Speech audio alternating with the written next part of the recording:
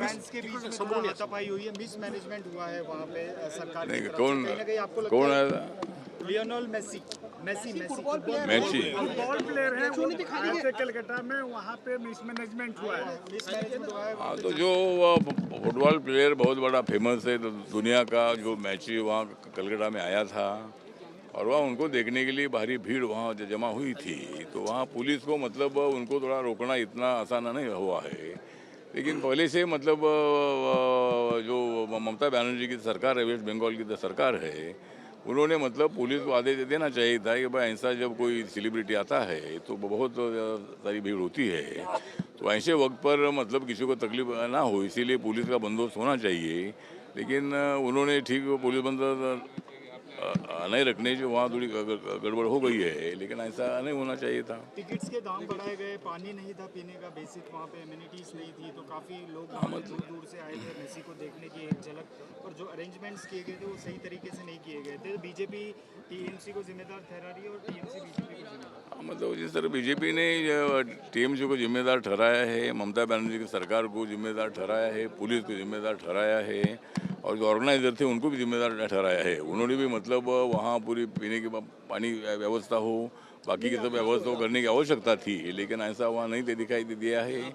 इसीलिए मतलब लोगों में भारी रोष है। तो इसीलिए मुझे लगता है कि इस ममता बनर्जी का जो एडमिनिस्ट्रेशन है वो इतना जितना स्ट्रांग होना चाहिए उतना नज़र नहीं आता है, और इसीलिए मुझे लगता है कि जो हुआ है वो ठीक नहीं हुआ है। सर महायुति की बात हो रही है, एक मिनट बीएमसी महायुति बीएमसी एक साथ लड़ रही है, लेकिन अब तक आपका जिक्र नहीं हुआ है, आरपीआई का जिक्र नहीं हुआ है, तो कितना सीट्स मिलेगी आरपीआई को बीएमसी चुनाव में? मुझे लगता है कि जो हमारे रविंद्र चौहान जी जो बीजेपी के अध्यक्ष है, उन्होंने देवेंद्र फडणवीस, एकनाथ शिंदे जी, अजितदादा पवार जी, बावन कुले जी, इनके साथ जब इनकी मीटिंग हुई तो उसमें तय किया है कि नगर परिषद के चुनाव में हम अलग अलग लड़े हैं, लेकिन महानगर पालिका और जो 29 महानगर पालिका है और जिला परिषद पंचायत समिति है, ये चुनाव हम एक साथ लड़ेंगे, निर्णय हुआ है और रिपब्लिकन पार्टी को साथ में लेकर ही हम चुनाव लड़ेंगे, रविंद्र चौहान जी ने किया है। तो इसीलिए मुझे लगता है कि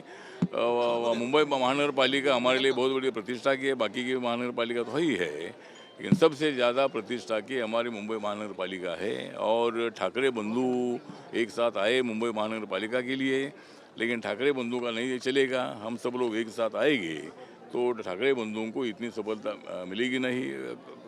कांग्रेस अलग लड़ेगी और ठाकरे बंधु अलग लड़ेंगे। पवार साहब क्या करते हैं मुझे मालूम नहीं है, लेकिन महायुति हम ताकत से वहाँ लड़ेंगे और इस वक्त महापौर जो है महायुति का होगा, ऐसा हमें पूरा विश्वास है। आप कितनी सीटों पे लड़ेंगे सर? अभी आरपीआई को हमने एक 25 सीट की लिस्ट हमने बनाई है और वो मतलब अभी चर्चा होगी और उसमें कितनी सीट मिलती है देखते हैं, लेकिन हमको 14-15 तो सीट मिलनी चाहिए, ऐसी हमारी अपेक्षा है। मनरेगा जो स्कीम है उसका नाम चेंज कर दिया गया है, उसमें महात्मा गांधी का नाम था, वो गांधी हटा के बापू का नाम कर दिया गया है, तो इसी पे कांग्रेस ने विरोध जताया है कि नाम चेंज करना वाकई से फिर प्रोसेस होता है और काफ़ी खर्चा होता है सरकार। मुझे लगता है कि नाम चेंज करने में कोई खर्चा होता नहीं, अगर नाम चेंज होते हैं नए नाम आते हैं ऐसा तो चलते रहता है। तो मुझे लगता है कि बापू गांधी जी के नाम से ही बापू को जानते थे, तो इसीलिए अगर वहाँ गांधी जी के नाम पर बापू नाम रखा होगा तो अच्छी बात है, हम स्वागत करते हैं इसका।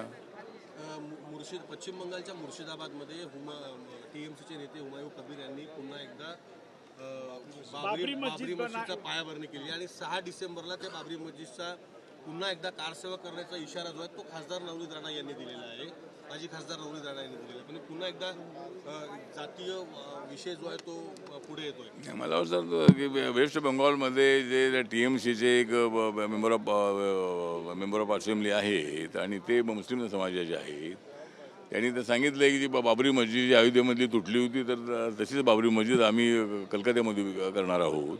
तर मला असं वाटतं की मस्जिद उभी करायला काही हरकत नाही आहे, पण बाबरी मस्जिद जी आहे बाबरचा काही संबंध आपला नाही आहे। बाबर इथं आलेला होता आणि बाबराने इथं अनेक मोठे अन्याय केलेले आहेत, त्यामुळं अनेक वर्षांपासून बाबरीच्या नावाने बाबरने बनवलेली बाबरी मस्जिद होती, पण आता ती तर तोडण्यात आलेली आहे. त्यामुळं बाबराच्या नावाने पुन्हा त्या ठिकाणी मस्जिद बनवणं अत्यंत अयोग्य आहे. मस्जिद बनवण्याचा सगळ्यांना अधिकार आहे. आपल्या देशामध्ये हिंदू, मुस्लिम, शीख, इसाई, बौद्ध, जैन सगळे आपल्या त्या देशामध्ये आहेत. त्यामुळं मला असं वाटतं की सगळ्यांना आपली धार्मिक स्थळ उभी करण्याचा अधिकार आहे. पण बाबरी मस्जिद या नावाने मस्जिद उभी करणं अत्यंत चुकीचं आहे. चला.